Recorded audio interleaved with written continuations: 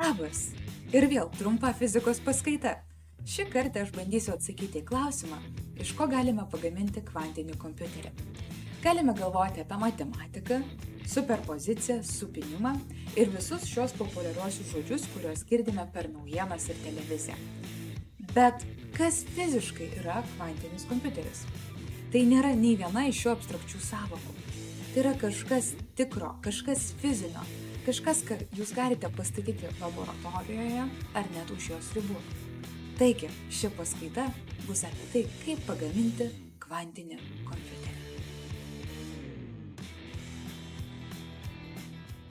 Kai kurie iš jūsų gali manyti, kad tai yra be galo lengvas klausimas, o kitos šaltos metalinės liustros, kurias matome IBM ir IQM vaizdo įrašuose.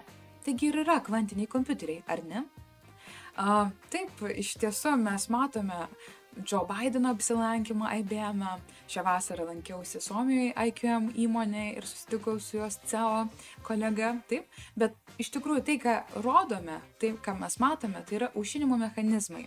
Dideli šaldytuvai, kurie naudojami palaikyti kvantinius kompiuterius beveik absoliutaus nulio temperatūroje. Taigi vis dar ir išlieka tas klausimas, o kasgi yra kvantinis kompiuteris ir kaip jį pagaminti, iš ko? Iš esmės, esame kvantinių kompiuterių vakuuminių vamzdžių, tai yra elektroninių lempų eroje, taip? Galime padaryti keletą kubitų ir su jais atlikti keletą šaunių operacijų. Bet mes dar nepasiekėme tiek, kad galėtume padidinti kubitų skaičių iki milijardų, kaip tai daroma su tranzistoriais. Taigi, įprastas klasikinis bitas, pagamintas iš tranzistoriaus, gali būti dviejų būsenų – nulio arba vieneto. Nulio būsenos tranzistorius išjungtas, o vieneto būsenos tranzistorius jeigu įjungtas. Sutrumpintai kvantiniai bitai arba vadinamieji kubitai taip pat turi dvi būsenas – nulį ir vienetą. Skirtumas tas, kad kvantiniai kompiuteriai taip pat privalo būti nulio ir vieneto būsenų superpozicijai. Aiškinant ant pirštų, superpozicija yra tada, kai paimat vieną būseną ir kitą būseną ir sujungiat jas. Šias būsenas galima apjungti, naudojant priekyje esančias konstantas. Jos rodo tikimybę, kad išmatuosime savo kvantinę sistemą vienoje iš šių būsenų. Didžiąją laiko dalį šios būsenos yra energijos būsenos. Nulis atitinka tam tikrą energijos kiekį, o vienetas jau kitokį energijos kiekį. Ir sąveikaudami su mūsų sistema, tai yra, pavyzdžiui, apšviesdami ją šviesa, arba naudodami kitokį energijos įvedimo į mūsų sistemą metodą, mes galime paskatinti perėjimus tarp nulinės ir vieneto būsenų, arba sudėti savo kubitus į superpoziciją. Taigi, dabar jau žinote, ko mes ieškome kvantinio kompiuterio gamybai. Taip? Bet kurioje laboratorijoje ieškosime kvantinių sistemų, turinčių tokią nulio ir vieneto būseną. Taigi, mums reikalingos dvi skirtingos energijos būsenos, kurias galime pasirinkti ir naudoti kaip savo skaičiavimų pagrindą. Norėdami tą padaryti, išsprendžiame Šrioderio lygtį. Šrioderio lygtis – diferencialinė lygtis, leidžianti išspręsti leistinas energijas konkrečioje sistemoje. Kadangi mes esame kvantinėje mechanikoje, ne visos energijos yra leidžiamas. Tiesą sakant, kvantinėje sistemoje leidžiamas tik tam tikras energijų rinkinys. Visos kitos energijos yra uždraustos. Ir niekada neišmatuosime, kad mūsų kvantinė sistema kada nors būtų toje energetinėje būsenoje, kuri yra uždrausta. Pavyzdžiui, jeigu imame lygią nulio ir vieneto būsenos superpoziciją, tai nereiškia, kad mūsų dalelė turi pusę energijos kažkur tarp nulio ir vieneto būsenos. Iš tikrųjų, tai reiškia, kad jūs turite 50% tikimybę išmatuoti savo dalelę nulinėje būsenoje ir 50% tikimybę išmatuoti dalelę vieneto būsenoje. Klasikinio analogo tam nėra. Niekada negalite turėti jungiklio, kurio tikimybė bus 50% arba kokia nors kita tarpinė vertė. Šis būdingas neapibrėžtumas iš tikrųjų yra kvantinio skaičiavimo galia. Jei šiek tiek giliau, tai kvantinis kompiuteris turi atitikti keletą kriterijų. Jie yra žinomi kaip Di Vincenzo kriterijai. Jie leidžia apibūdinti, ką turi turėti pilnai funkcionuojantis kvantinis kompiuteris. Na, to užtenka, bet iš tikrųjų atsakykime pagaliau šį klausimą. Tiesa, kaip atrodo kvantinis kompiuteris? Iš ko mes jį gaminame? Pirmiausia, kalbėsiu apie neutralių atomų kvantinius kompiuterius. Dar jie yra vadinami šaltaisiais atomais. Neutralių atomų kvantiniai kompiuteriai naudoja pavienius atomus, kurie yra pagauti optinėje gardelėje, kuri primena tokią kiaušinių dėžutę. Tai ta gardelė yra formuojama lazerių pagalba, tai yra šviesos toks kristalas. Tokie atomai leidžia atlikti kvantinį skaičiavimą. Mes galime valdyti kiekvieną iš jų, apšviesdami juos lazeriais, o tada pasirinkti dvi atomo būsenos, kurios mums tarnaus kaip nulio ir vieneto būsenos. Šios dvi būsenos yra konkretaus atomo, kurį naudojame, hipersmulkios struktūros būsenos.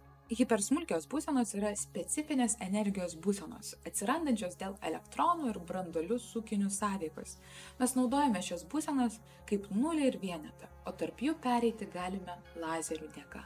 Pavyzdžiui, jeigu jūs norėtumėte atlikti NOT loginius vartus, kur nulis turėtų būti sukeistas į vienetuką, tai jūs padarote šaudami lazerių tokiu dažniu, kuris atitinka energijos skirtumą tarp nulio ir vieneto.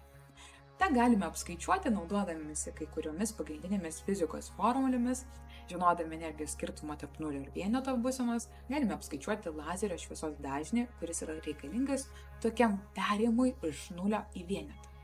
Neutralaus atomo tokia kvantinė įranga yra perspektyvi ir greitai besivystanti technologija. Nuolat ją stebime, nes įmonės jau kuria programuojamus kvantinius simuliatorius ir kvantinius kompiuterius, tiek plokščius, tiek tūrinius masyvus. Ir tokios idealios sistemos yra kūriamos su optiniais pincetais, kurie leidžia sudėti net 10 000 kubitų ir daugiau. Ir aš kaip tik dirbu šaltųjų atomų srityje ir kvantinės optikos srityje, tai yra mano mėgstamiausia fizikos dalis. Kita platforma – įkalinti jonai. Kitas kvantinių kompiuterių tipas yra įkalintų jonų kvantinis kompiuteris. Šiuo atveju mūsų kubitai nebėra atomai, o yra jonai, kurie yra įkrauti atomai. Panašiai kaip neutralių atomų kvantiniuose kompiuteriuose, skaičiavimo būsenos naudojamus kubituose yra hipersmulkios jonų būsenos. Taigi, skirtingai nuo neutralių atomų, įkalinimo mechanizmas čia labai skiriasi, nes jonai yra įkrauti. Juos galima sugauti tik naudojant svyruojančius elektrinius ir magnetinius laukus. Kai svyruojantis elektrinis ir magnetinis laukas veikia ertmėje, kurioje yra jonų, jonai gali įstrigti tose laukuose. Tada, norėdami jau juos paveikti, individualius atskirus jonus, mes juos apšviečiame lazeriais, kad pakeistume tą būseną iš nulinės į vieneto. Vienas iš kuriamų metodų skirtų pavieniams įkalintiems jonams naudoti kaip kvantinės informacijos nešikliams yra toks, kur kiekvienas jonas yra valdomas naudojant lazerio spindulius, atsirandančius iš lūsto bangolaidžio ir gardelinės struktūros.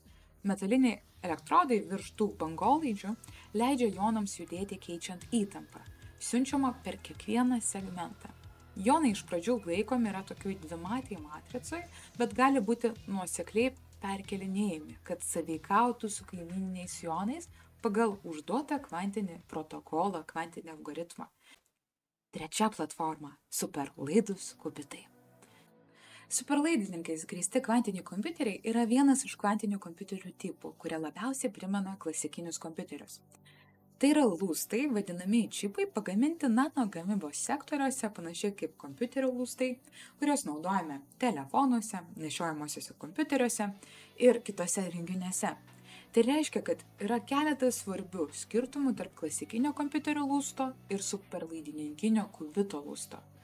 Nes superlaidininkas tai medžiaga, kuri perduoda elektros srovę be pasipriešinimo, be elektrinės varžos.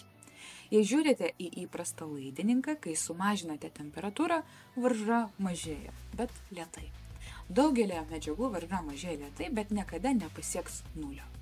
Tačiau kai kuriuose medžiaguose, vadinamuose superlaidininkais, vyksta fazinis virsmas. Ir šis fazinis virsmas veda į būseną, kai medžiaga tampa laidi be elektrinės varžos. Tai leidžia suformuoti labai įdomias grandines. Superlaidininkai atsiranda dėl kvantmechaninių efektų, taigi iš jų galima gaminti kvantinius kompiuterius. Galime suformuoti tokias kvantinės superlaidžios grandines, kurios veiks kaip kubitai, ir jas naudoti labai panašiai kaip įkalintų jonų arba neutralių atomų kvantinius kompiuterius. Energijos būsenas galima priskirti įvairiems srovės tekėjimo būdams, priklausomai nuo superlaidaus kubito tipo, kurį padarėte. Taip, iš tikrųjų tų superlaidžių kubitų yra daug.